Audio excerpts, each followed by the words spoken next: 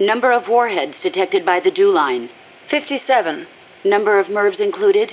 Minimum 29, maximum 35. Target region. United States, East Coast. Estimated time of re-entry.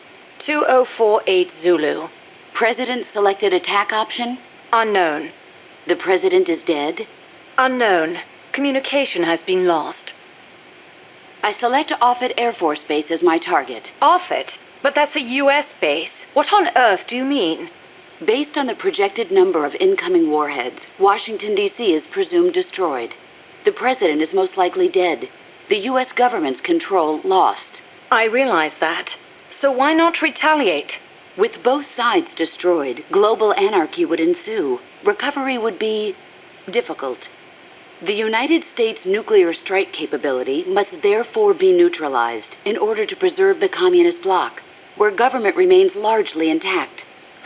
You're siding with the enemy. You can't be serious. Tell me, how do you define enemy? There are no borders in this world. The same conclusion again and again. Where is the flaw? All right, let's try something else. Commencing test.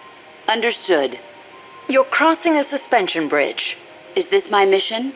Yes, your destination is the other side. The bridge is wide enough for only one person to pass at a time. A man is approaching from the opposite side. He's carrying a gun. I shoot him. Suppose he's your husband. I shoot him. In self-defense? To spare him the grief. One must die, and one must live. Next question. Your father asks you to fix the roof and mow the lawn. When you climb the ladder onto the roof, the ladder is taken away. I fix the roof. And when you're finished? I jump down. You'll break more than bones at this height. I see no need to change my decision. I have not finished mowing the lawn. I must remain loyal to the mission. Next. There is a snake in the bushes. It is poisonous. I need you to get rid of it. I chase it back to its nest. You can't. The snake's too vicious. It's already killed many people. I chase it away. It will bite you unless you kill it. Go home. Kill me. Kill me now. Why not kill the snake? Your mission is to get rid of it. Is this what you call loyalty? What are you loyal to? Country? Ideology? Feelings?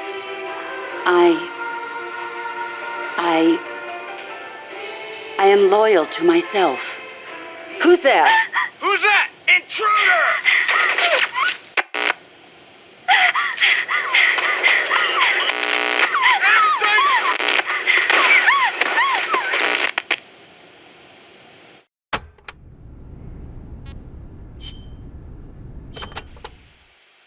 I'm about to leave for Costa Rica, a place completely unfamiliar to me, and on a top-secret mission for the CIA, no less.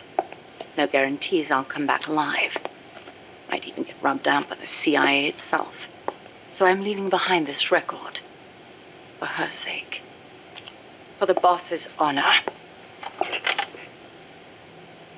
Ever since I was a child, I've loved to look up at the night sky. I'd go outside after sunset and drink in the cold air. The moon, Venus, so many stars floating on the edge of infinity. In Manchester, it wasn't very often you saw the night sky in all its star-studded glory, but it was enough to stir a deep longing inside me. Even as others cowered beneath Nazi air raids, I was out there, watching the skies, dreaming of one day reaching the heavens. There were, of course, more practical concerns. My skin was incredibly sensitive. Even the slightest bit of sun would turn it an angry shade of red. Playing outside during the day was completely out of the question. Naturally, I hardly ever had a chance to play with other children my age. But I never felt lonely for it. Their way of thinking was irrational, making them simple, easy to predict. The boys would talk of tanks and aeroplanes and creepy, crawly bugs. The girls of pretty dresses, glass beads, and tea and cakes. Of boys they liked. I never had much to say on such matters. The curious thing is, adults really aren't all that different. They're simple, capricious, especially men. As they get older, their heads fill with thoughts of women and more women. Thankfully, I always did have a head for mathematics. When I was about 10, I'd visited Dr. Turing, who lived nearby. We'd sit and discuss mathematical logic. The lights were always on at his house, even in the dead of night. Theoretically, he'd say, there's no algorithm that a computing machine couldn't reproduce. Dr. Turing wasn't foolish like other men, although I didn't find out why until later, after he died. The time will come, he'd say, when computers will be able to think for themselves.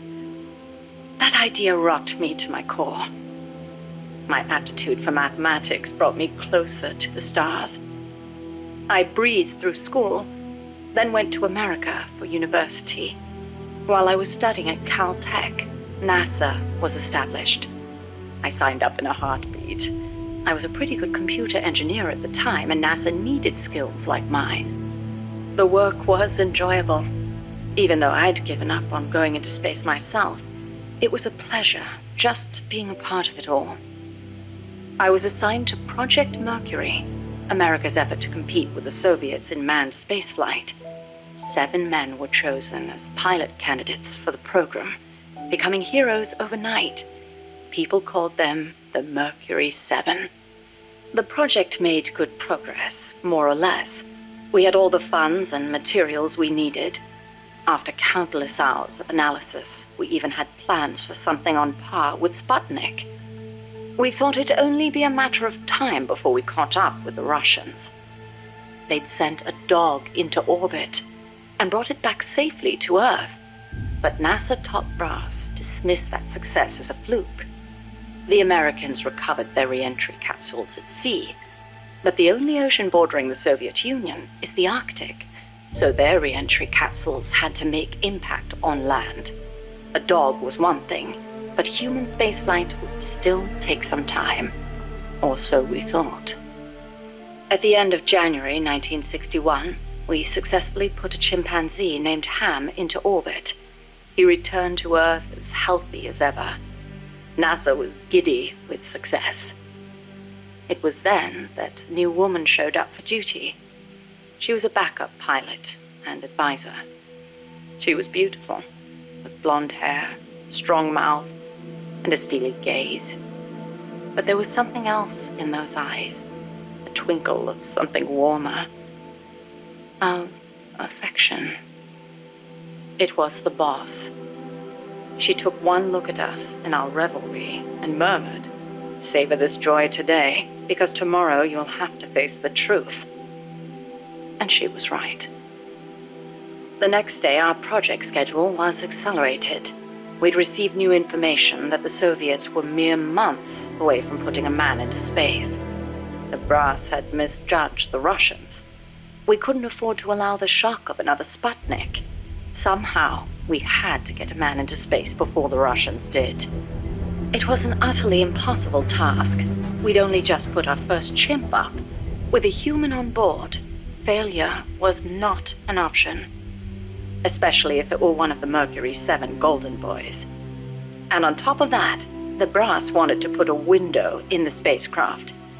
The pilot wouldn't be a test animal this time, they said, and when this hero came back alive and well, they wanted him to describe what he'd seen. It was madness. Adding a window to our existing spacecraft would leave it unable to handle the stress, not to mention the problem of shielding the occupant from cosmic rays. But the boss rose to the task, and splendidly. She claimed to be a layman when it came to space, but caught on keenly to new ideas and concepts. She was demanding, of herself and of others. She seemed rather cold-hearted at times, but I was smitten. She was beautiful, yes, but more than that, she was wise. Her mind was thoroughly rational, and yet no matter how I tried, I could never predict her actions. It was easy for me to assume that her judgments were drawn from an enormous base of knowledge. Quite simply, her life experiences were more diverse, more intense than anyone else's. To me, they seemed boundless in their breadth. In her, I saw a reflection of the night sky. Perhaps because I too was a woman, she and I became close. I couldn't go out in the sun, but she lit up my life. Her light was soft, like that of the moon. I was so happy. With her unerring guidance, the project steadily regained its footing. But one issue remained, the pilot's safety. When the day came to choose a pilot, the Mercury 7 just quietly walked out. Who could blame them? It was far too great a risk to take. Even if they'd volunteered, NASA would never have let them go. They were national heroes, basking in the media spotlight. There was no way they'd be sent on such a mission. The conference room was silent. Then, slowly, she raised her hand, almost as if acting out a scene from a movie.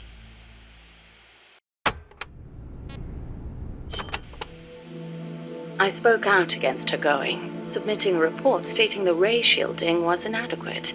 But the brass's response was brusque. She's already been exposed to a nuclear test in Nevada. She's the perfect candidate. It was completely irrational. Repeated exposure to radiation would only increase the danger.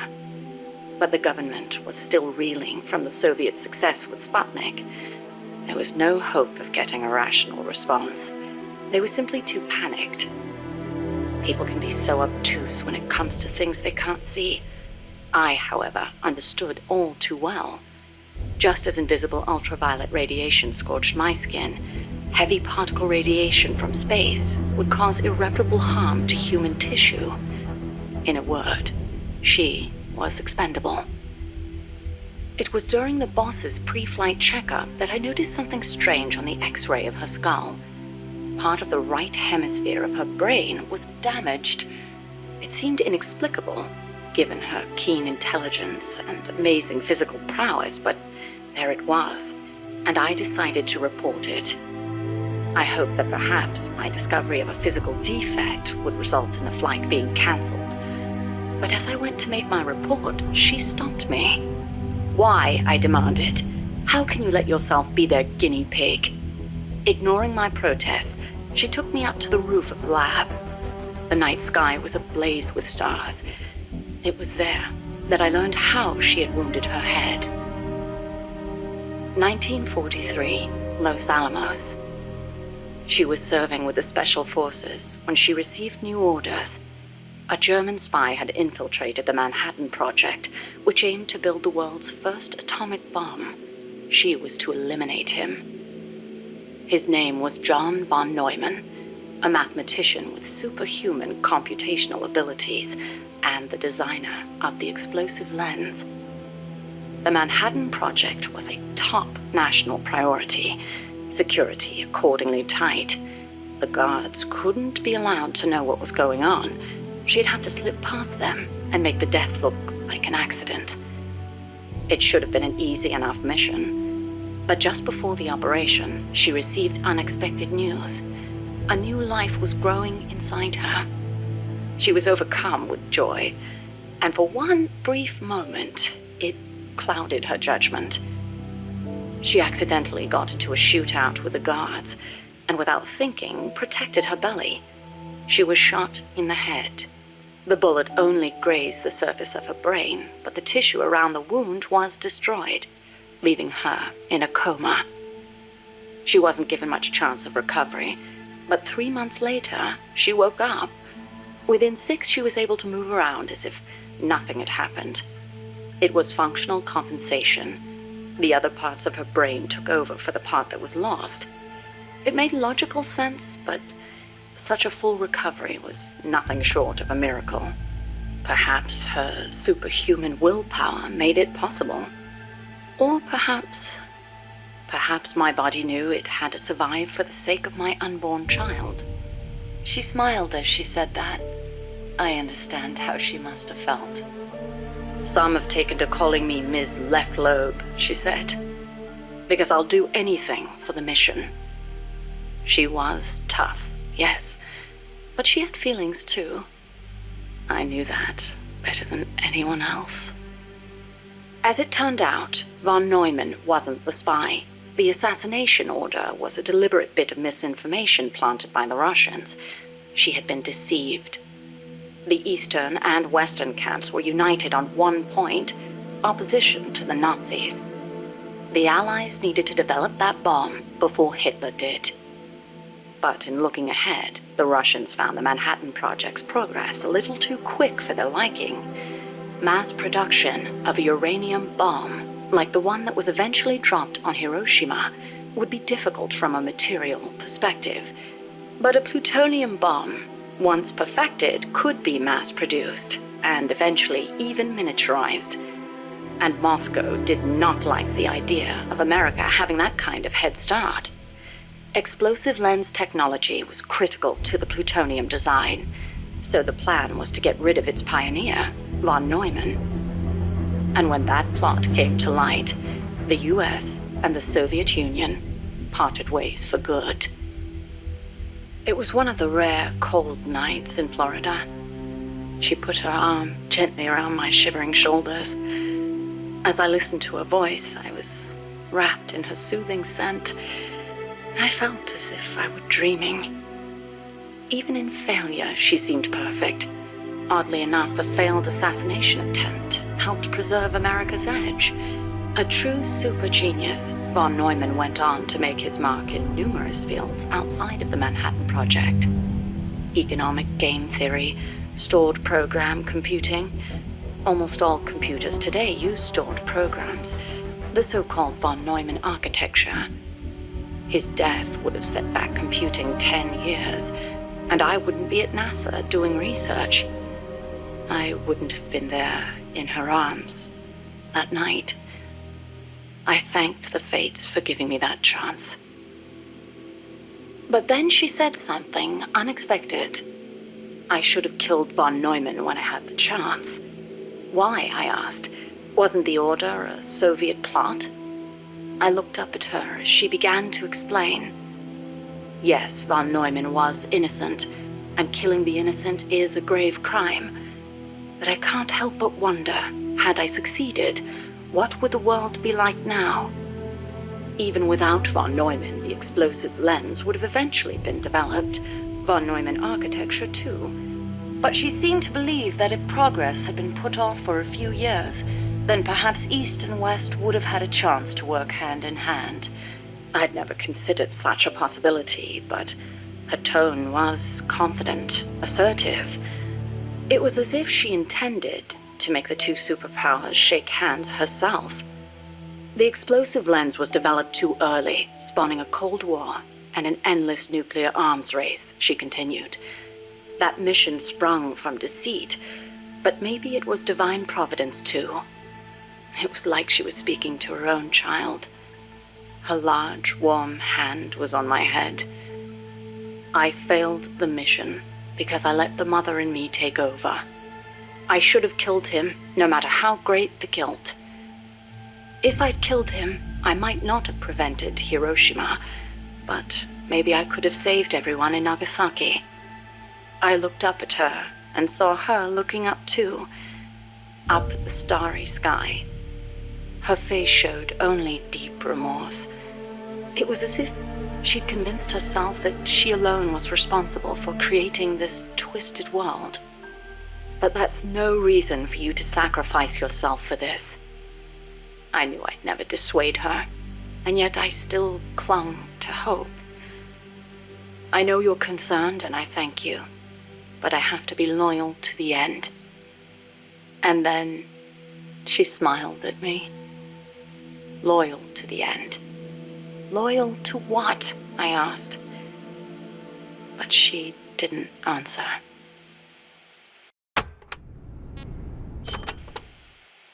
The days that followed were spent training tirelessly for our first space flight. The boss endured conditioning that tested the limits of human capability, and I supported her, Those were happy days. On April 12th, the spacecraft carrying the boss left the Earth's atmosphere. Although it was only 20 minutes of ballistic flight, it was nothing short of miraculous, considering how little time we'd had. The first human in space. We were ecstatic. Then something went wrong.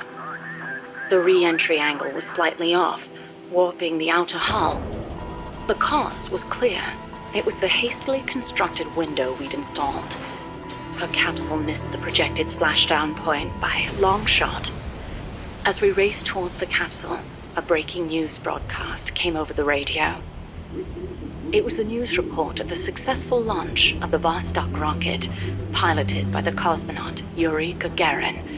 They'd beaten us into space by the slimmest of margins. When we arrived, the capsule had already disappeared beneath the waves. The boss was floating on the surface. I can't really recall what happened next. They told me later that I gave a strange scream and plunged into the sea, not caring whether my skin would burn. She didn't wake up. Her entire body was bruised, burnt, scorched by cosmic rays. It was a miracle she was still alive. Every day, propaganda boasting of the shining accomplishment flowed out of the Soviet Union. The hardest part was having to read the report the next morning from Izvestia, the Soviet governmental paper. Written there after the report were those legendary words of Major Gagarin: "The Earth is blue." The person who should have said those words, though, was incapacitated, confined to a bed. NASA opted to pretend the flight had never happened. The Soviets had orbited a man around the Earth and returned him safely. We'd barely managed to escape the atmosphere and achieve ballistic flight. Even worse, the pilot was horribly mangled and the spacecraft lost altogether.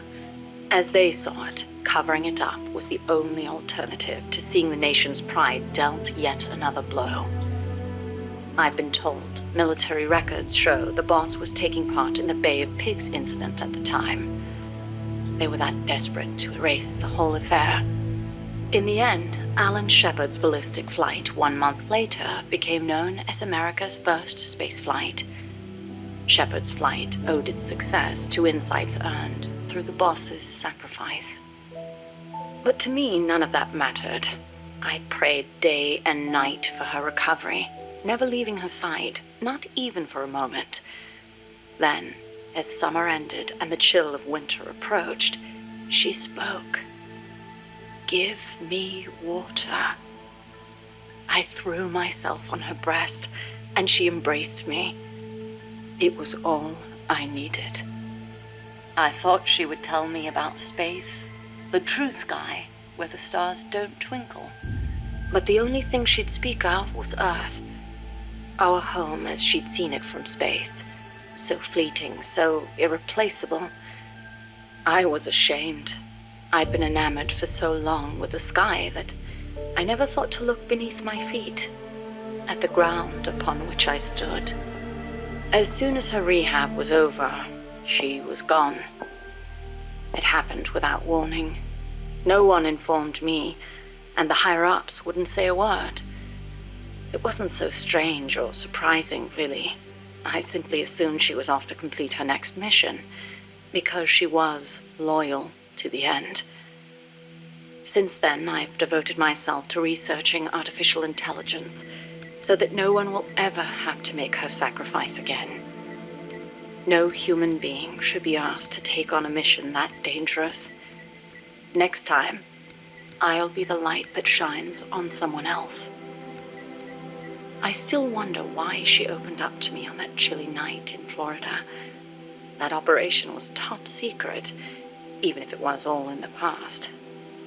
I like to think it was because she trusted me, but that's probably not the case.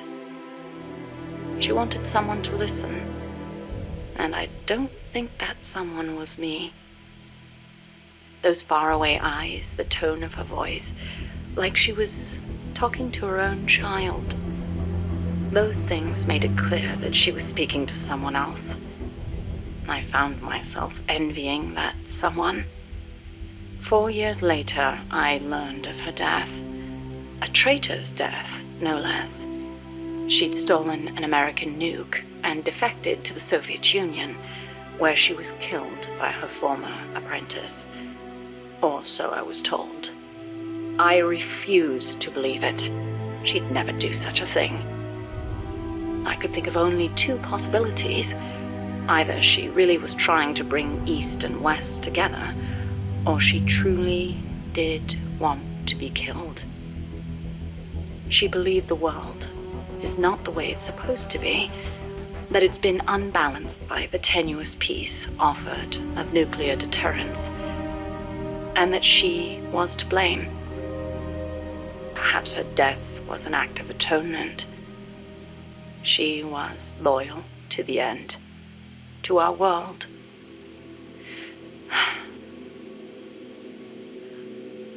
And I lost the light of my life.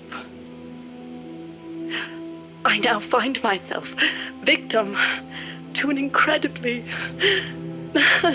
irrational emotion of my own.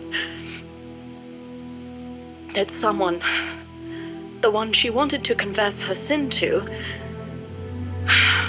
could it be the one who took her life? The very thought drives me utterly mad with jealousy.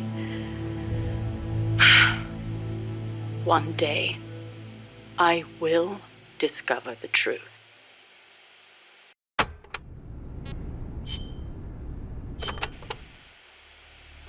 Enter simulation date. August 24th, Location. Selinoyarsk, USSR. Mission. Support a covert agent whose objective is the rescue of a nuclear weapons scientist. Who is the agent? Your student. Your most beloved. Acknowledged. Define current mission progress. With your help, the agent has successfully made contact with the target. All that's left is to wait for recovery. Now, deduce the best course of action. I take the scientist away from the agent. What for? As a gift when I defect. Why are you defecting?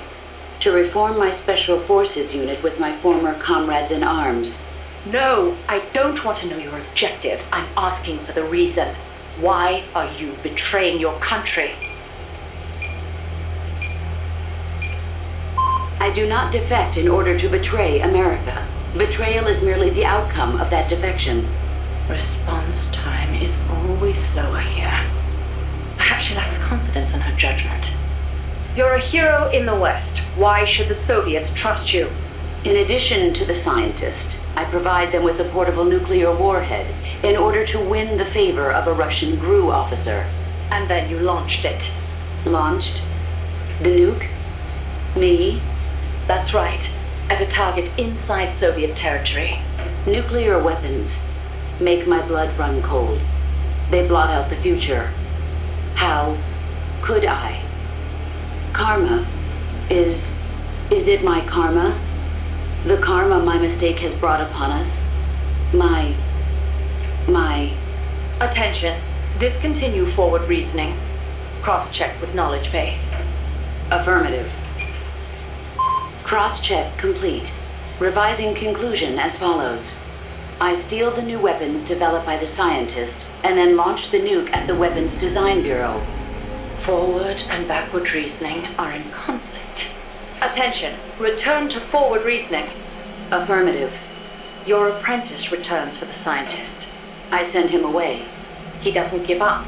I send my comrades to defeat him. All of them fail.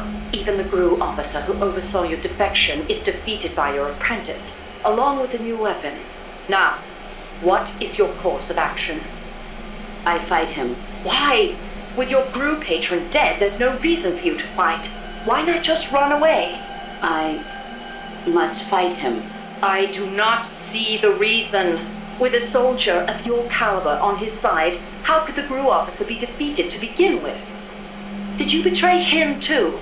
I've been waiting for a long time. You could switch allegiance from GRU to KGB and take the remaining nuke as a gift. There's no chance they wouldn't welcome a hero of your stature. Drift away. My place is with them now. I didn't ask you that. Give me the basis for your reasoning. Tell me the truth. Politics determine who you face on the battlefield. Why won't you answer me? It's like you were just waiting for him to kill you. I was disloyal. Betrayed my country. I deserve to die. How can you say that? You can't be a traitor. You're not that kind of person. Kill me. Kill me now. Stop it! Stop it! Attention! Discontinue reasoning. One must die, and one must live. Stop it, damn you! Discontinue! Life's end. Isn't it beautiful? Shut down! Always in the same place. Her reasoning goes haywire. Someone holds the key. Perhaps it's him. I'll get it out of him. One way or another.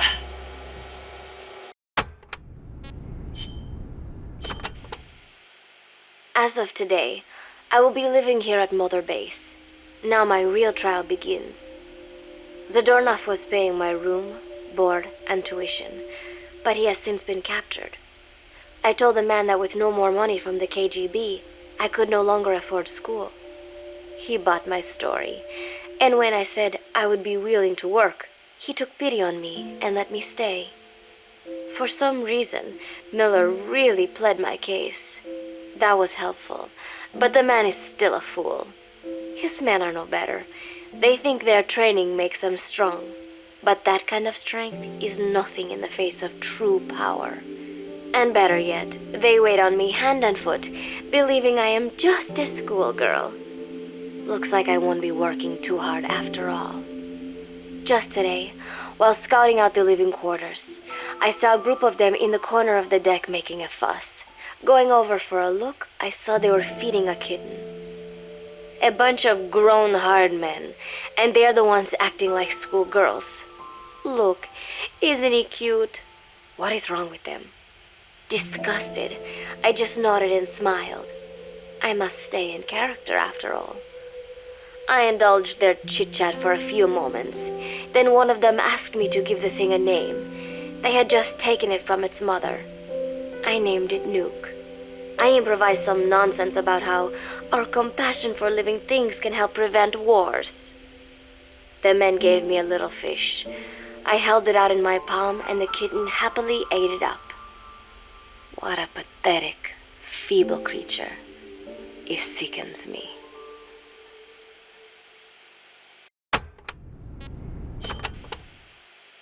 Today, Chico invited me to go fishing with the soldiers. I suppose finding one's own food does have its merit, but I prefer not to be involved in such a degrading task. And their prattling on about fishing being fun is nonsense. I'm not here to find playmates. Nevertheless, distasteful as it was, I went along in order to maintain my cover. Chico thrust a fishing pole into my hands, and we went up onto the deck where several soldiers had gathered. They welcomed us warmly. With so few women aboard Mother Base, I'm treated like a princess. No one suspects I am neither a teenager nor a student. It was nice and sunny, with a gentle breeze and waves. As I cast my line and waited for a bite, the soldiers began to ask me all sorts of questions. As always, I answered according to our predefined scenario, feigning a smile. As I sat there feeding them lies, the fish began to bite, and the soldiers began to focus on their prey. Chico had his bait stolen by a fish, and got so angry that he stood up and nearly fell into the sea. Everybody laughed. It almost made me want to join in too. At some point, I got a bite myself. The instant after I felt that first gentle tug, the fish yanked the line with astonishing strength, and I let out a cry of surprise. I thought he was going to be huge. It was my first time fishing, and I was a bit flustered, so the soldier beside me helped by supporting the pole from behind. "Reel it in," they shouted. I nodded, turning the handle as fast as I could. I wondered what kind of fish lived below the surface, and thought back to the deep sea dives I had to do as part of training. Those were difficult days.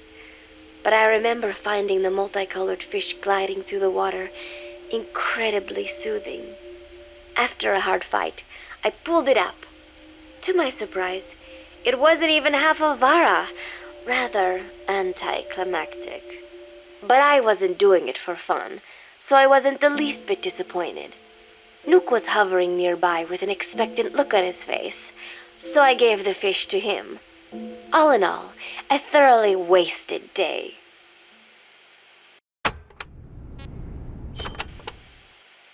Preparations are coming along nicely. No one suspects me of being the one to let Zadarnov out of his cell. Today, Amanda and I taught Cecile how to make gallo pinto. It is a simple home-cooked dish consisting of black frijoles mixed with arroz. It is well known throughout Central America, not just in Costa Rica, so it is no surprise that a Nica like Amanda would be good at making it. But I was raised in the States from a very young age, and can hardly even remember my mother's gallo pinto. Having to make chit-chat with that clueless bird lover and the so-called revolutionary was excruciating. And, clueless or not, I will need to be especially careful around Cecile, the one who actually recorded that tape. Thankfully, Miller and his men seemed to believe I mistook the tape I found for one my friend made. In any case, one can never be too careful. Anyway, the three of us minced garlic and herbs, then cooked them in a pot with frijoles we'd soaked overnight. While waiting for them to cook, we sautéed onions and arroz in a frying pan. Cecile worked the frying pan according to Amanda's directions, but seemed a bit glum. She does have a knack for cooking, though. She is French, after all. We added water to the pan and watched the arroz begin to steam. While we waited, Amanda shared memories of her mother with us. They had been separated because of Simosa, but the taste of her mother's cooking was still fresh in her mind. When the frijoles were ready, we drained the water, stir-frying them with the rest of the vegetables. Quite a complicated process for home cooking. Nonetheless, it kept them occupied. The longer we sat and talked, the greater the chance of my arousing their suspicions. With women, it is not enough to just bat your eyelashes and giggle. It takes a lot of effort to divert attention. When the arroz was done cooking, we folded it into the frijoles and added salsa, stirring the mixture as it simmered. At this point, for some reason, the conversation turned to romance. Why does it have to be that way whenever women get together and chat? Cecile fancies herself to be well-versed in such matters, and gave Amanda all sorts of advice. It was harmless enough, until, to my irritation, she began pestering me whether there was anybody I liked. Not right now, I said, trying to dodge the question. But she pressed on. It's Snake, isn't it? I gritted my teeth and played it coy. Maybe. Cecile nodded and giggled. He is pretty sexy, isn't he? What a ditz. It's all I can manage to just survive. The thought of romance has never once crossed my mind. I have no interest in that kind of man.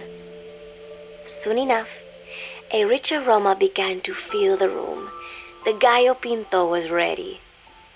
Nook came over and rubbed up against our legs, looking for a handout. Unfortunately, it was not the kind of food a cat would like. We let a few of the soldiers have a bite, and then headed off to the mess hall. The home-cooked flavor we'd achieved was a big hit with the men of MSF. Not that we are trying to impress them or anything. Even I could manage a dish like that. Snake enjoyed it too. Let me make this absolutely clear. I have no interest in that man.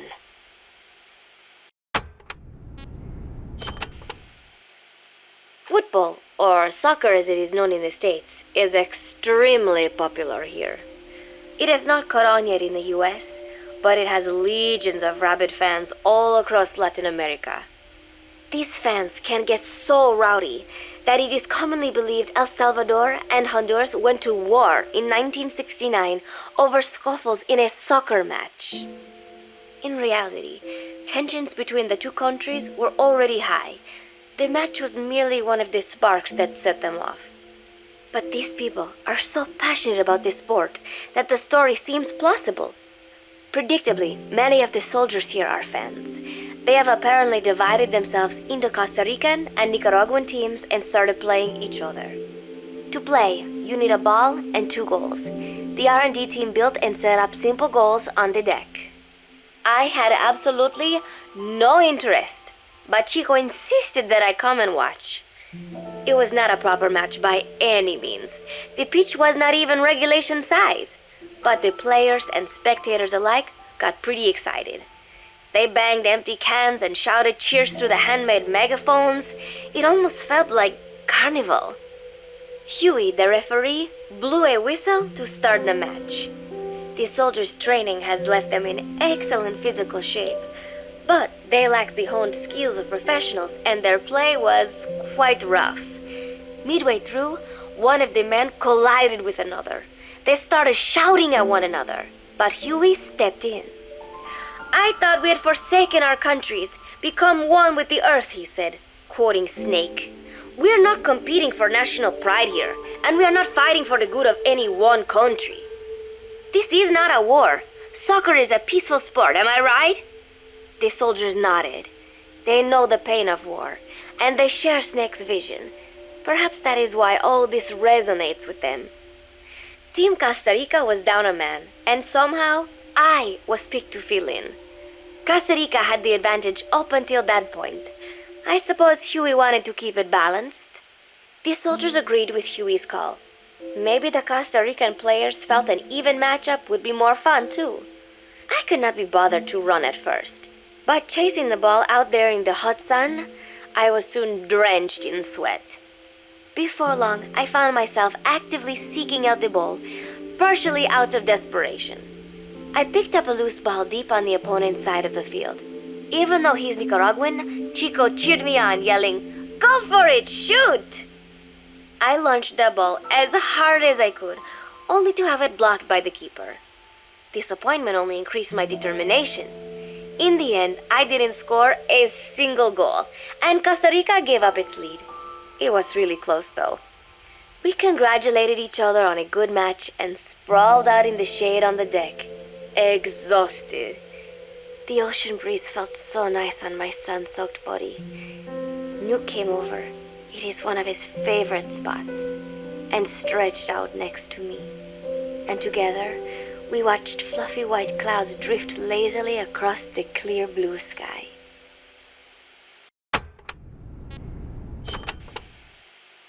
It was lovely out today, so I decided to sun myself in a lounge chair up on the deck when Strangelove came up to me. Despite the heat, she was in her usual long sleeves and pants. I waved at her. She looked away and mumbled, "Hello there. Fancy meeting you here." I asked if she needed anything, feeling her eyes creeping up and down my body like she was savoring it.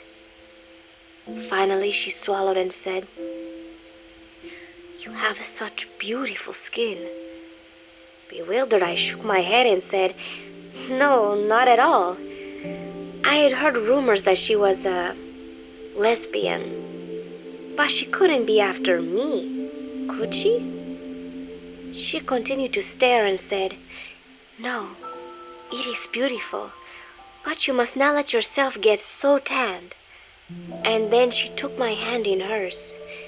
"What is wrong with a little sun?" I asked, trying to cut the conversation short. But she shook her head violently. "No, you mustn't. A young lady should take better care of her skin." She was acting strangely now, as if aroused. She lectured me on the perils of tanning, how it ages skin, causing wrinkles and spots, and in the worst cases, even skin cancer. I knew already that tanning could cause spots, but I thought only pale-skinned Anglo-Saxons had to deal with that. Having a scientist tell me it causes aging, though, that spooked me a little. If I am to keep playing the teenager, I will have to start paying more attention to my skin. Sensing my anxiety, she took a small tube from her pocket. She said it was the sunscreen she always used. She told me to keep it. I didn't know what to say. I was more than happy to take it, but exactly what were her intentions? Was she merely being nice? Or is she really into me? Either way, there was no reason to refuse, I suppose. I have undergone training. An out-of-shape woman does not pose any real threat to me. Having power means not being afraid. It is the same on a global scale. A country with nukes can dictate terms to a country without them. I thanked her and took the tube. Then she offered to put some on for me. She squirted some lotion onto her fingers and began rolling it into my chest. It happened so suddenly, and I was so taken aback that I did not even think to protest. She caressed my stomach with her long white fingers, then slid them upwards between my bikini-clad breasts. "What?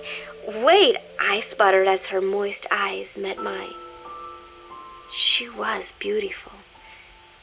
Somehow, I found myself captivated by this woman more than 10 years my elder. "Hold still," she whispered in my ear. I nodded silently, unable to refuse. My body went limp, motionless, as if in a trance. Gently, carefully, she rubbed the lotion all over my entire body. I shouldn't have enjoyed it, and yet I could not help myself. For a moment, I was spellbound. That woman is dangerous. I had better watch myself.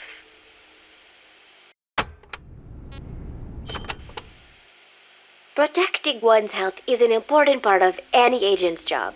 But despite my best efforts, I have caught a cold. Now that I think about it, Mother Base's numbers are on the rise, with soldiers coming from all different places and backgrounds. It is no wonder then that sooner or later someone would bring in a virus. That said, what I have got is just a common cold. The medical team said I'd need a few days rest, so I've been restricted to my room and put on bed rest. I thought I'd gotten used to not having anyone around to relate to, but at times like these, being alone is just miserable.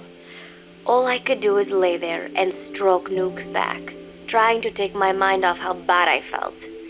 Nook just sat there, not making a sound. But I did have visitors. Amanda and Chico, Huey, Cecile, Miller, and a few of the soldiers I've become relatively close to. Amanda made me a soup with herbs she said were good for a cold. Miller told me to take it easy. "I will sing you a lullaby," he said, then broke out a guitar and sang some incomprehensible song in Japanese. I did not need to understand the lyrics to know he is an awful singer. Then he said, "You know what is good for a cold? Suppositories. Here, I'll show you." He began to take off his pants, so I threw my tissue box at him to make him go away. Then Strangelove showed up, saying she had some miracle Indian cure. "It has got eucalyptus extract," she said. "It works best if you rub it into your chest." And then she tried to take off my nightshirt. I whacked her with my pillow, and I got rid of her. Chico brought me a little flower in a cup. It had been growing in a little bit of earth that probably found its way on board stuck to something else. "I found this on the deck. Here, you can have it." He tried to act nonchalant, but I am pretty sure he's got a crush on me. None of them understand. If they thought these little visits would cheer me up, they were wrong. Tonight, Snake himself came to my room. Like the rest, he believes I am just a schoolgirl and treats me as such. "Why did you abandon your country?" I asked him.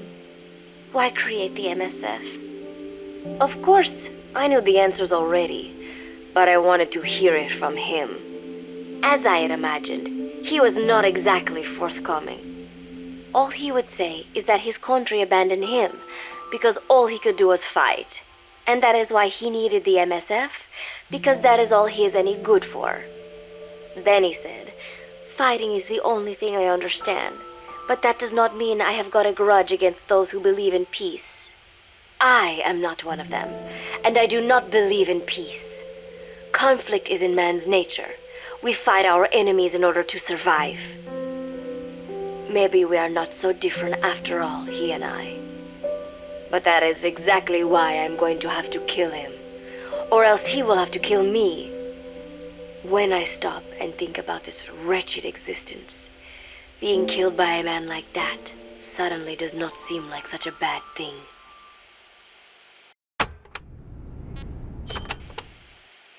Every month, Mother Base throws a party for all the soldiers whose birthdays fall in that month. There is something strange about a military organization having parties. Really though, it is just an excuse to drink and make noise. It is not easy to get alcohol in a fortress in the middle of the ocean. Most days they are training from dawn till dusk. They do not have time for things like drinking. That is why Snake and Miller came up with the idea to give everyone a chance to let loose. Obviously, a bunch of boors like that are not going to bother with blowing out candles on a cake. Rather, they sit there in a cloud of cigarette smoke, drink beer, eat meat, tell tasteless jokes, and swap crude insults about one another's hometowns. But it hardly ever breaks out into something serious. They talk up a storm, but they're just having fun. It is funny. You have got members of FSLN rubbing shoulders with the UCLAs, people who once would have considered the other mortal enemies. I wonder if that is what makes Big Boss so popular.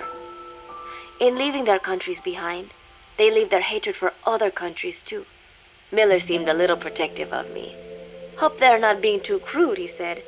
But soon enough, he too was drunk. He yelled, "Come here and take a look at the real Kazuhira Miller," then dropped his pants and mooned everybody.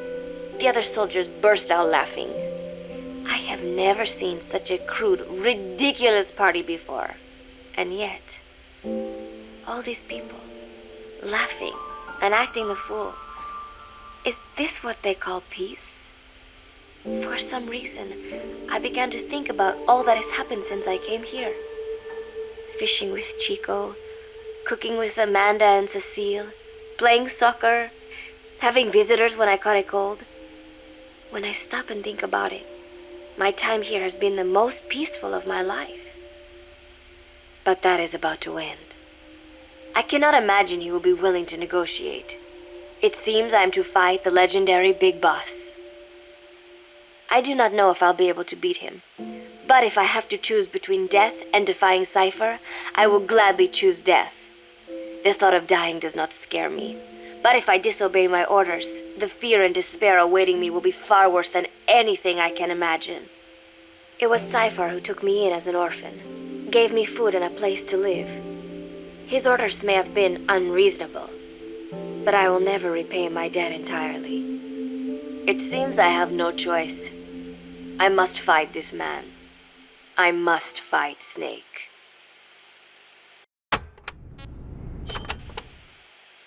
Juno Miller, Snake's right-hand man, apparently has got at least one serious weakness. He is an insatiable womanizer. He does not bother me, most likely because he considers teenagers off limits. But he has hit on every single one of the few female soldiers here at Mother Base. They ought to be telling him where to stick it, but end up falling for it so easily. I think some of it stems from the fact that he is actually not that bad looking. Anyway, today, that nasty habit got him in trouble. He and Snake got into one of their rare fights, and I was there to see it. They burst out of the showers, completely naked, trading punches. I am no child. The sight of a naked man does not make me blush, but this was something else. "Maybe this'll teach you," Snake yelled as he slammed his fists into Miller's chest. I heard later that apparently he had been two-timing someone, and that same someone had gone to Snake with her troubles. As I see it, it is her own fault for letting herself be deceived like that. If she is too dumb to see through Miller's lies, then she got what she deserved. But this was not the first time it had happened, or the second, and Snake read Miller the riot act. Miller argued back, and what began as a shouting match turned into a fist fight. "You son of a bitch," Miller yelled as he swung. "Not bad," said Snake, smiling, "but not good enough." And then he was back on the offensive. They had already been at it pretty hard in the showers, and their bodies were covered with bruises. Both of these men had been trained for war, their bodies deadly weapons. They were each bleeding from a dozen places. All this from a fist fight. Even so, it was far less gruesome than if they had given it their all. It was obvious that one of them would be dead were they fighting for real. Miller took another swing, yelling, "Try this then!" Snake parried, then responded in kind, but I could tell he was not aiming for anything vital. "You are one tough bastard, boss," Miller muttered. A smile crept across his face as he caught his breath. And then they went right on fighting. Blood and sweat flew off their glistening bodies. It was combat without hatred or hostile intent. I had never seen violence like this before. And yet, it was more than just a friendly tussle. They were utilizing every technique they knew. It was not a sporting match. They were not playing by the rules. How could they keep this up? At last, the two men tired themselves out, and the bizarre scene came to an end. They looked at each other's battered bodies, and then burst out laughing, embracing and congratulating each other on a good fight. It all seemed so idiotic. I still cannot fathom such behavior. But somehow, I got the sense that for all his womanizing, Miller really only trusted one person, and that was Snake. There was no way I could ever come between the two of them, and at that thought, I began to feel as if I had lost.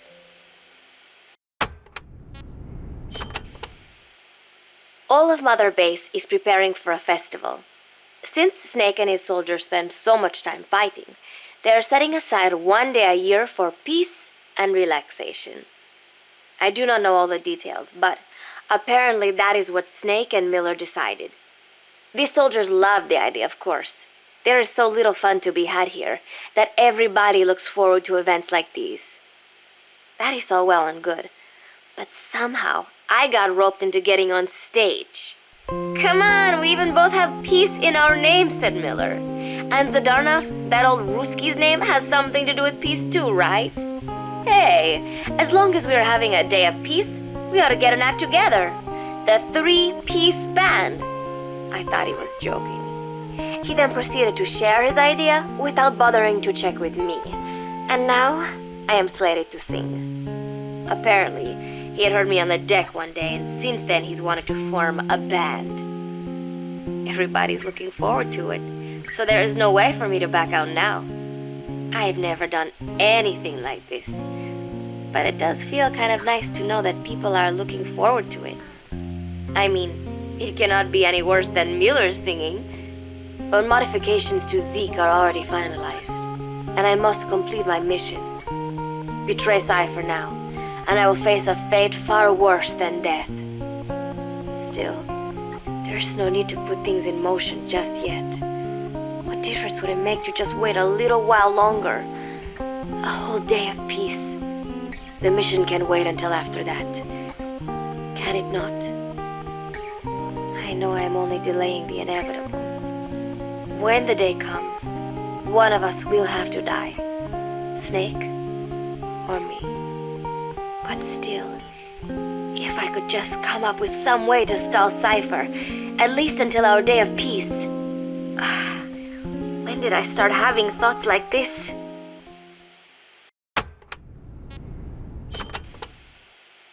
My cover is blown. They know nothing of Cypher or my true objective, but they know I am a spy. There is no more time left. I must act now. I must complete my mission. How did it come to this? All I wanted was 3 more days. Just 3. Miller's already finished writing the song. It is called Love Deterrent. It is about a girl who cannot express her true feelings. I have been practicing. I am no pro, but I was pretty sure I would do a decent job. And now this. Cypher found out that Zeke was complete. He must have someone inside Mother Base besides me, spinning his tightly wound web of control, leaving no room for individual will. Typical. When they found out Zeke was complete, I was ordered to execute the operation immediately. If I was going to enjoy just one day of peace, I had to ensure the plan could not move forward.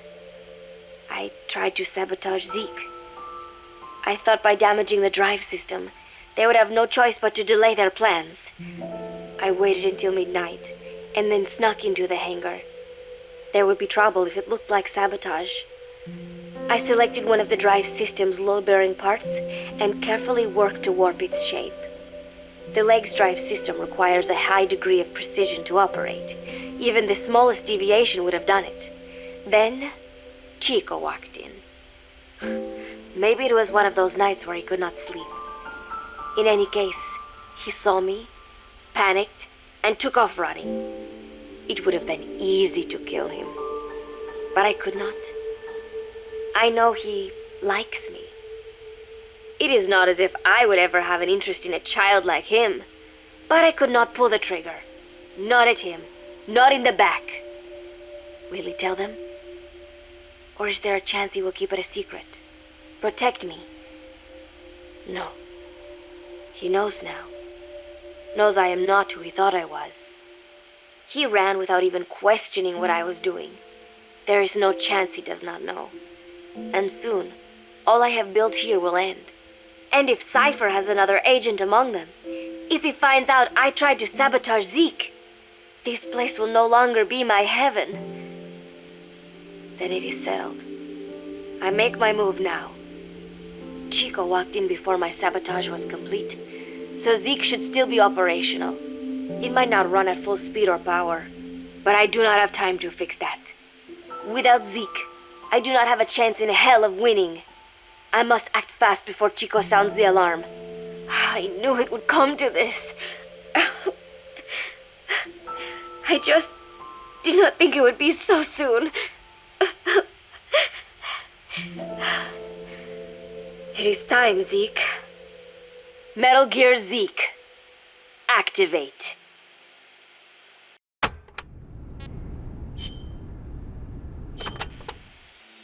She told me everything. Why did she open her heart to me like that? At the time, I couldn't understand it. But now, I think I do. Snake, she wanted you to know the truth. She chose me to tell you. That's why she saved my life.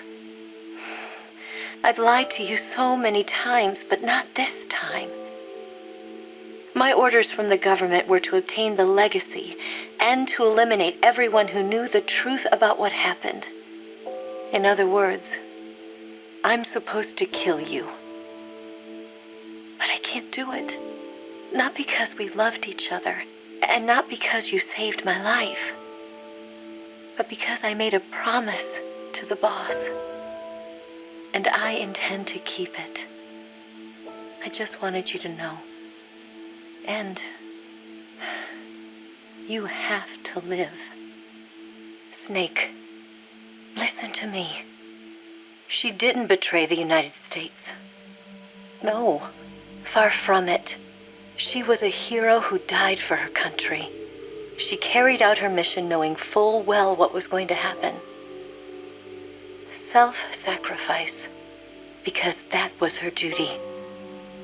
The boss's defection was a ruse set up by the U.S. government. It was all a big drama staged by Washington so they could get their hands on the philosopher's legacy. And the boss was the star of the show. They planned it so that they could get the legacy that Colonel Volgan inherited and destroy the Shagohod at the same time. Only a legendary hero like the boss could have earned Volgan's trust. Finding out where the philosopher's legacy was hidden was to be her greatest mission. Everything was going according to plan. But then something happened that no one could have predicted.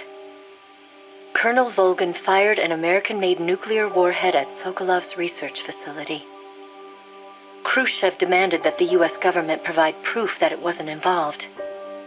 They couldn't just abort the operation to steal the legacy. So the operation itself was greatly expanded and revised. The authorities in Washington knew that in order to prove its innocence, they'd have to get rid of the boss, and that one of their own would have to do the job. The public couldn't be allowed to find out about it. Not ever. This, they concluded, would be the best way to keep the whole thing under wraps. The boss wouldn't be allowed to come back home alive, and she wouldn't be allowed to kill herself. Her life would be ended by her most beloved disciple. That was the way the government wanted it. That was the mission she was given, and she had no choice but to carry it out. Her death, at your hands, was a duty she had to fulfill. Out of duty, she turned her back on her own comrades. A lesser woman would have been crushed by such a burden. The taint of disgrace will follow her to her grave. Future generations will revile her. In America, as a despicable traitor with no sense of honor. And in Russia, as a monster who unleashed a nuclear catastrophe. She will go down in official history as a war criminal. And no one will ever understand her. That was her final mission. And like a true soldier, she saw it through to the end. But I think she wanted you, of all people, to know the truth. She wanted to live on in your memory, not as a soldier, but as a woman. But she was forbidden to tell you herself. And that's why she told me. Snake, history will never know what she did. No one will ever learn the truth. Her story, her debriefing, will endure only in your heart. Everything she did for her country. She sacrificed her life and her honor for her native land. She was a real hero. She was a true patriot.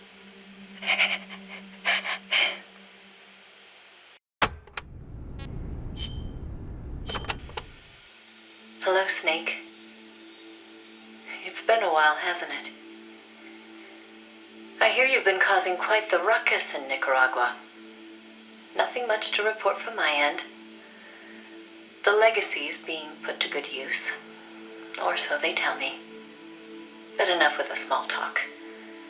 There's something I need to tell you. You saw the photo that came with this tape, right? The boss gave that to me 10 years ago. I'm sorry, I should have told you sooner.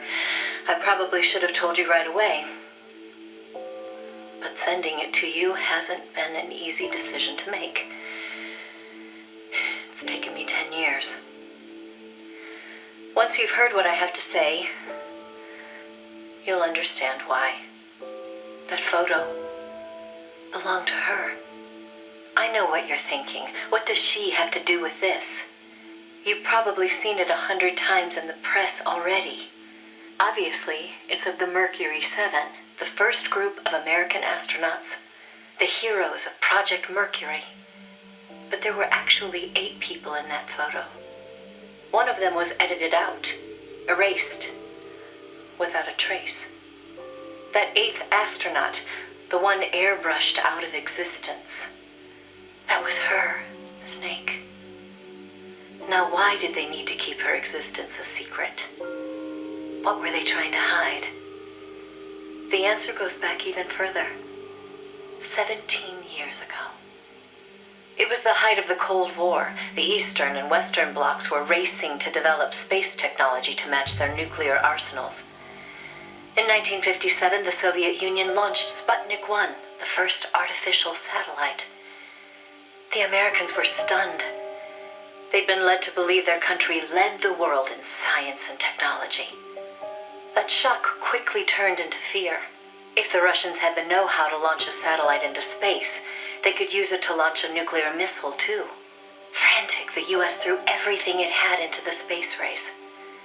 The following year, the Army succeeded in launching the first American satellite, Explorer-1. The National Aeronautics and Space Administration was established that fall, and Project Mercury with it. The goal was to send a man into space, and 7 men were chosen as pilot candidates. The media dubbed them the Mercury 7.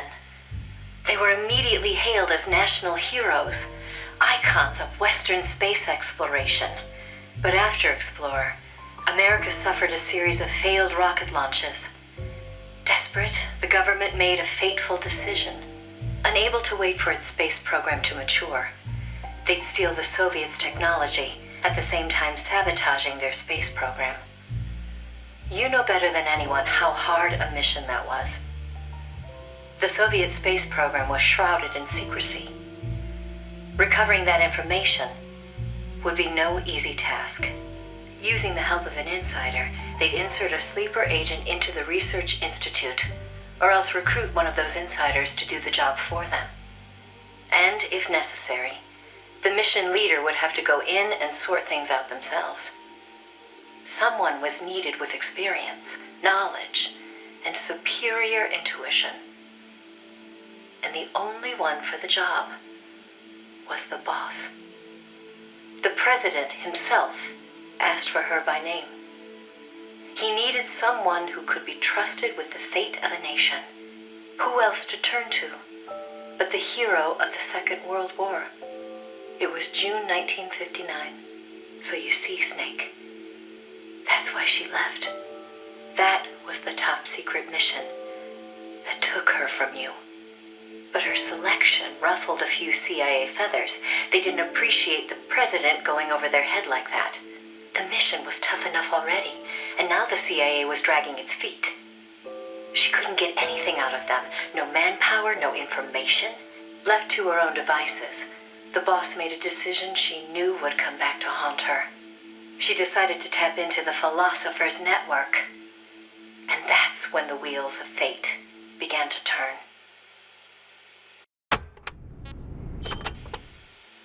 The Philosophers were a secret society of power brokers formed in a pact between the US, Russia, and China in the early 20th century. Of course, by that time, the American and Soviet branches had already parted ways. But there were those among the remaining Russian philosophers not entirely happy with the one-party communist state. The boss reached out to them. She arranged clandestine meetings in Berlin, hoping to find a way into OKB-1, the Soviets' premier design bureau. She worked tirelessly to win their sympathy, in some instances using huge sums of cash, in others by helping them over the Berlin Wall. It was a dangerous game to be playing. The philosophers had everything on her, and not just information either. She'd given birth to a child on the battlefield, only to have them immediately snatch it away. I know she told you that story. If that child was in the hands of the Soviet philosophers, she'd be putting more than just herself in danger. But she did what she had to do. At the time, the Soviet Union was believed to have an arsenal of missiles far greater than that of the United States. If that proved to be the case, Moscow would be free from the yoke of nuclear deterrence, raising the possibility that the Soviets might actually launch nukes if they felt it necessary. As you know, the so-called missile gap turned out to be a Soviet bluff. Moscow had gone to incredible lengths to perpetuate the lie. In fact, the whole space race was really just a part of an elaborate ruse. Only we didn't know that at the time. She used to joke that even she swallowed the whole missile gap story, hook, line, and sinker. She put her life on the line, for the sake of her country, to prevent nuclear war. And it was because of her sacrificial efforts that America succeeded in placing a sleeper agent inside OKB-1. NASA began to receive huge volumes of technical data from the Soviet program. By the end of 1959, They'd succeeded in sending a chimpanzee named Sam on a ballistic rocket flight. The rocket never left the atmosphere. But all the same, it was a huge success for NASA, restoring confidence in its technology. Then, just when the operation was starting to produce results, the CIA came calling. "You're a war hero," they said. "No need for you to dirty your hands with this sort of black ops. We'll take it from here." In effect, they wanted to reap the rewards for themselves. But the boss didn't object. "My part is over," she said. "I don't care what you do with the data now." It seemed as if NASA was making great strides toward manned spaceflight while the Russians lagged behind. They even got a report from their mole at OKB-1. "The safe return of Sam has sent our scientists into a panic," he said. Soon afterward, the Soviet Union sent an animal of its own into space on Sputnik 2, the dog Kudryavka, better known to the world as Laika. But Laika was fated never to return to Earth. The U.S. can recover its spacecraft from the ocean upon re-entry. But the Soviet Union only borders the frozen Arctic. They had to bring their spacecraft down on land. How could they soften the impact enough to bring a living creature back safely? The agent reported that the Soviets hadn't yet found a solution to that problem. The plot to sabotage the Soviet space program seemed to be working, too. First, they tampered with Sputnik 4's re-entry. Then, 2 months later, one of their rockets exploded on the launch pad. They did manage to send 2 dogs into orbit aboard Sputnik 5 and return them safely to Earth. But the agent dismissed it as a fluke. Dogs, sure, but humans? They didn't have the technology. Everybody believed it. Everybody was complacent. Everybody. Except the boss. There was something about the Sputnik 5 schematics they were getting that didn't seem right. Some kind of ejection device on the capsule that didn't quite belong. She couldn't figure out the reason why it was there. What was it supposed to eject? NASA shrugged off her concerns. They figured it was probably meant to eject the flight recorder in case of an accident. The boss pleaded with them to investigate, but the CIA wasn't having it. They probably thought she was trying to reclaim some of the glory for herself. The boss wouldn't give up. She decided to head to the Soviet Union herself, alone, without any backing from the CIA. By the beginning of the next year, 1961, she'd succeeded in infiltrating OKB-1. That's when she saw the truth, for the first time.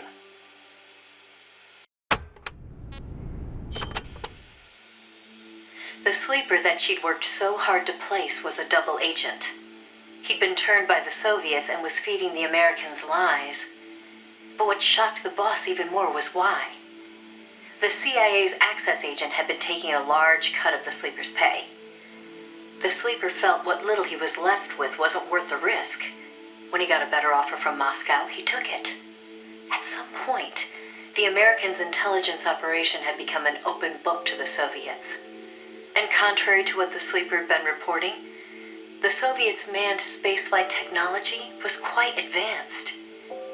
It wasn't until she infiltrated OKB-1 herself that the boss learned the truth about Sputnik 5. After the spacecraft re-entered the atmosphere, it ejected the pilot, seat and all, at an altitude of 7,000 meters. It was the Soviet solution to the problem of land recovery. The mystery device attached to Sputnik 5 was for that purpose.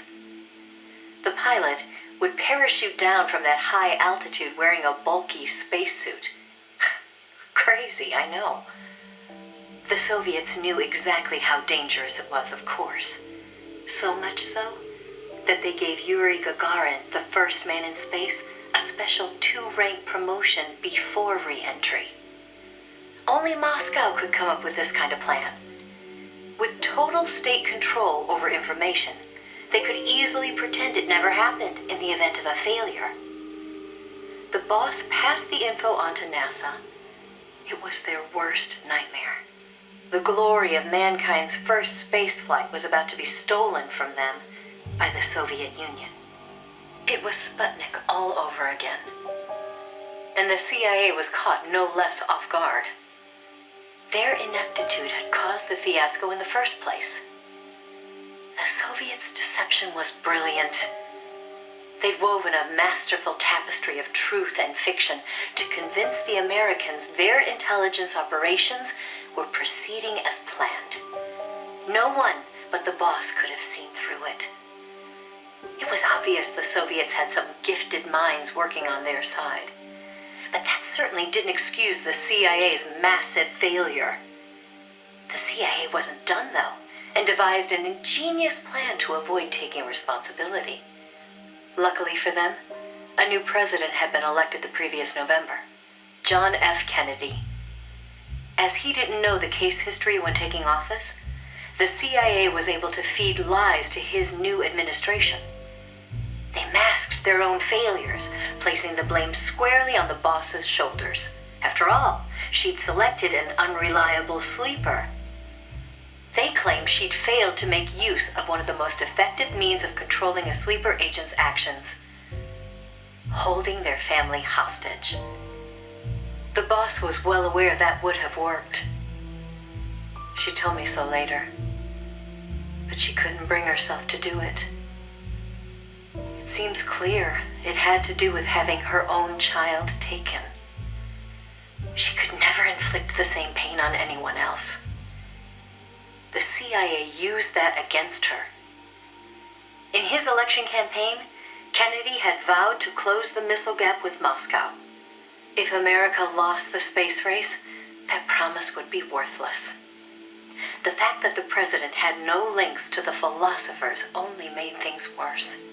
He was completely unaware of the secret networks she'd used to complete her mission. In his eyes, she was no better than a traitor.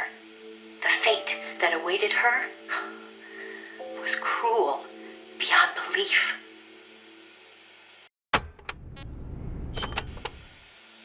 The order came down from above. The boss would take the official blame for the sleeper's betrayal. More so, she'd serve as the guinea pig for NASA's manned spaceflight program. By then, NASA had gotten as far as sending a chimp named Ham into space. Now came a whole battery of ground tests to pave the way for a human to take its place. High-G tests, zero-G tests, spacesuit tests, simulations in pressurized oxygen environments. Some of the tests were highly dangerous, too dangerous for the Mercury 7, who were by then already media darlings. So the boss was made to stand in for them. She could have refused the order, argued her side of the story against the CIA, but she didn't. The way she saw it, her military experience made her a potentially valuable asset to those tests. She felt it was her duty to accept. She soon proved herself right. The boss was more than just a guinea pig. She drew on her experience to give the staff focused advice exactly where it was needed. NASA's space program took off again. At the rate they were going, putting a man in space seemed within reach. The higher-ups at NASA were impressed with her talents. They took to calling her the 8th astronaut, the Mercury Lady. The photo I sent you was taken around that time. I suppose maybe they were planning to use it as propaganda, the world's first female astronaut. But then, just as things were looking up, they hit a new snag. The government told them to add a window. There were no windows in NASA's spacecraft back then. Ham never saw the stars around him. But Washington insisted. Their sources told them Soviet spaceships had windows. Space exploration as a form of propaganda in itself. After all, what was the point of sending a man into space if he couldn't tell the world what he'd seen? Most of all, though, they simply couldn't have the Russians doing something they couldn't. It was sheer madness, and everybody knew it. NASA was already facing impossible deadlines. Now they were adding yet another element of uncertainty to the mix. Installing a window would both weaken the spacecraft and make it harder to shield the occupant from cosmic rays. They weren't about to put their Mercury 7 golden boys in that kind of danger. So the boss was chosen as the pilot instead. Even if she made it up into space, she was given less than a 20% chance of returning to Earth alive. But she took it in stride, even helping them make the necessary design changes to the Mercury capsule. It was like going to work every day at NASA to make her own coffin. Then, without warning, the U.S. received intelligence that the Soviets had moved their Vostok spacecraft to the launch site. The launch was set for the following day, April 12th, 1961.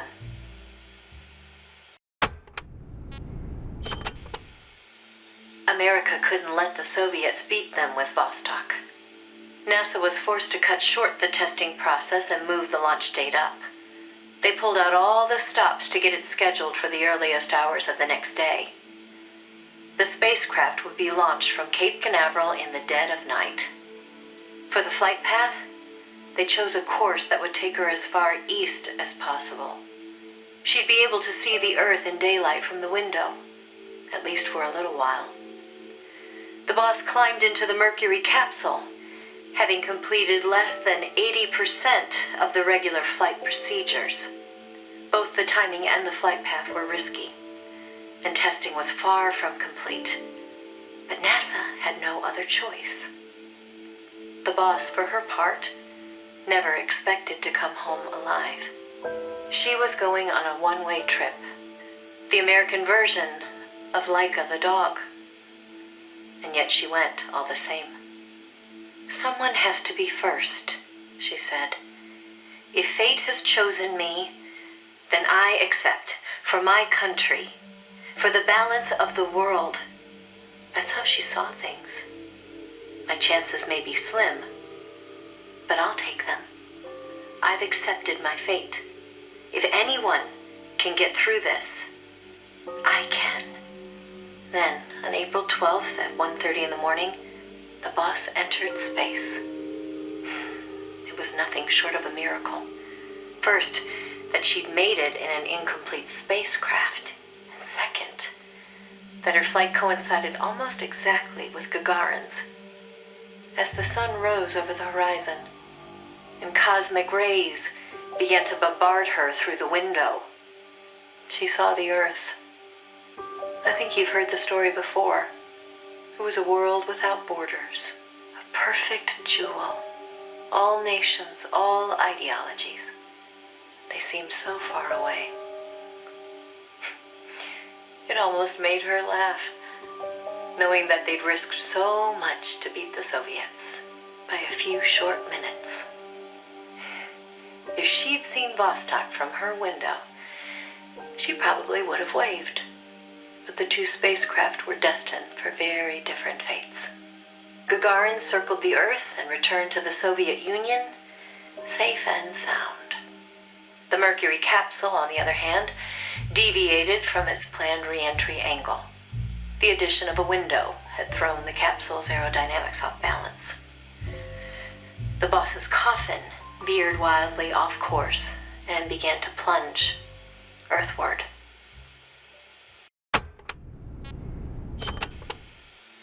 The course deviation caused the capsule to miss its splashdown point by a wide margin. It didn't have enough time to decelerate before crashing into the sea. The force of the impact shattered the spacecraft before it started to sink like a stone. The boss used the last of her strength to escape to the surface. Her body was covered in bruises and scorched by radiation. It was a miracle she was still alive. She slipped into a coma and didn't regain consciousness for 6 months. To some, what was worst of all was that she had lost the space race to Gagarin by only a few minutes. That aside, it should have been a proud day for America. Its first manned spaceflight. Sadly, her accomplishment was kept out of the history books. An attempt to save face by Washington. In contrast to Gagarin's orbital flight, America had only managed a ballistic trajectory, Her flight time was much shorter, too. And most importantly, the Soviets had brought back both spacecraft and pilot safely. NASA couldn't even conjure up a half-hearted tale of heroic survival. The coup de grace, though, was the Soviet propaganda campaign that kicked into gear after the flight. The Earth was blue. Those were the words of Gagarin on his return, and the whole world was listening. In the blink of an eye, Gagarin was an international celebrity, earning accolades from every corner. It was a PR coup for the Soviet Union. Meanwhile, Washington could only grit its teeth in silence. They decided there was no value in making the boss's flight public, that it would only make matters worse. So they buried it instead, labeling it a dark mission. NASA and the CIA did everything in their power to erase all traces of the boss from Project Mercury. The result was the photo you see before you. Not a bad job, huh? Not only did they expunge her flight from the records, they denied that she ever existed. And that wasn't the end of it. As an alibi, the military claimed she'd taken part in the CIA's botched Bay of Pigs plot to take back Cuba. And when the boss was finally well enough to return to service, they wouldn't take her back. She was forced to go underground.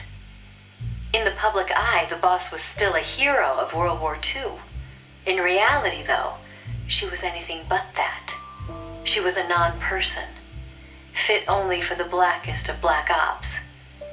In effect, she may as well have been dead.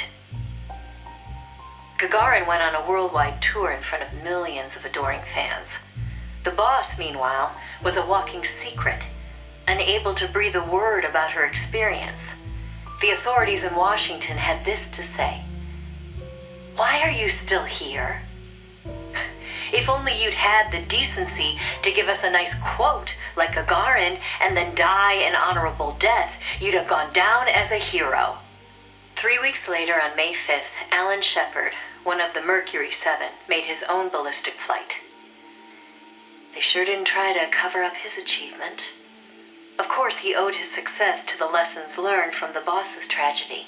Before sending Gagarin up into space, the Soviets had used a mannequin called Ivan Ivanovich to test the landing procedure, which would make the boss America's version of a crash test dummy.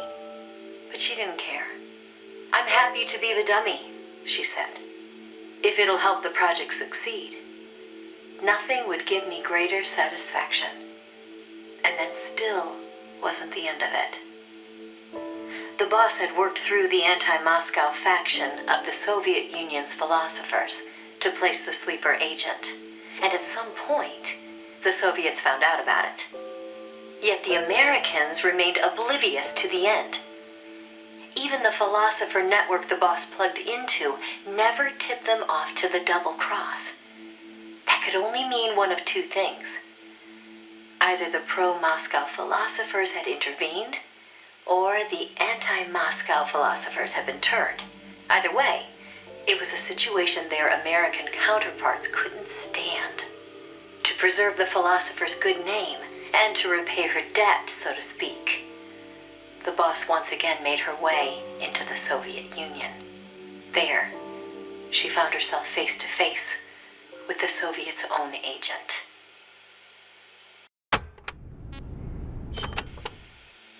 And who should she find awaiting her return to Russia? The one who'd turned her sleeper against her, who'd fed them lies all this time. It was her former comrade in arms, the father of her child, the man known as the Sorrow. He didn't know it was the boss who'd sent the sleeper. Or to be more precise, the Soviet philosophers never told him. Former lovers, forced to fight to the death. One would live and one would die, she told me. That was the revenge the Soviet philosophers had in store for me. If both of them survived, Their child would suffer in their place. They were left with no other option. The boss shot him. He offered no resistance. When she returned from the Soviet Union, there was no place left for her to go. She'd sacrificed everything. Everything. For her country. And in return, they treated her like a dead woman. She was made a scapegoat for no good reason. Only because power had changed hands in Washington. Any lesser being would have long since cracked. It was then that one of her old SAS comrades reached out to her, Major Zero, and so Fox was born. She undertook a mission that, well, you should know better than anybody. You were a part of it. 20 days after Shepard's flight, President Kennedy announced that America would put a man on the moon. Without the intelligence the boss obtained, America's space program would never have caught up. Armstrong and Aldrin might never have walked on the moon, but the Americans' gain had cost the boss her health, her honor, and the man she loved. The word tragedy doesn't even begin to describe what she endured. The Soviets continued their manned space flights, and in 1963, Valentina Tereshkova became the so-called first woman in space. It's said they took their cue from NASA's long-buried Mercury Lady project. And so that, Snake, is the mission that kept her away from you for so long. Now, I know what you're thinking. Why not use me as her agent? She knew I'd never even think of betraying her. I think it's because she didn't want to drag you into it. She probably knew what was going to happen. To complete the mission, she'd have to turn to the philosophers, and once she did that, whatever came of it, there'd be a price to pay. No one understood that better than her. So please, Snake, let it go.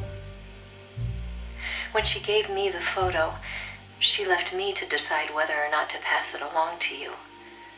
I know she was torn about it, just as I was. She knew you'd probably blame yourself.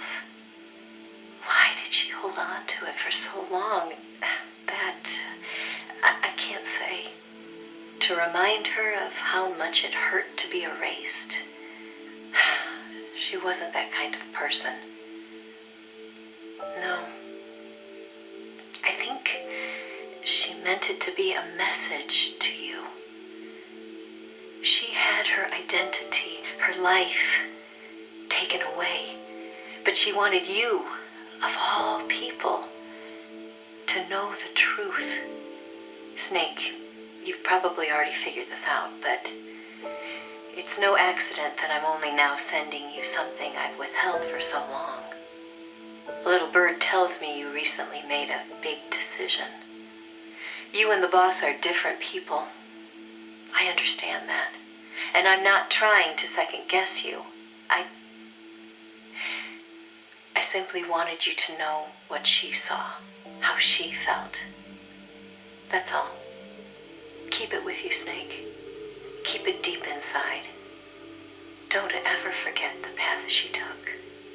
Because you and I are the only people on this earth who know the truth. Boss, I'm sorry, but I can't.